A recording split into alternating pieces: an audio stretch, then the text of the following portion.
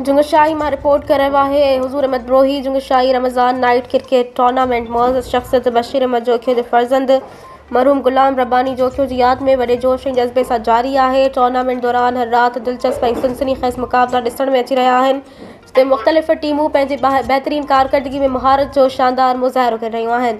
हीउ टूर्नामेंट न सिर्फ़ क्रिकेट जे शौक़ीननि लाइ तफ़रीह जो ज़रियो बणियल आहे, पर इलाइक़े में समाजी इतिहाद, भाईचारे ऐं मरहूम जी याद खे ताज़ो रखण जो पिणु हिकु अहम मौक़ो साबित थी रहियो आहे।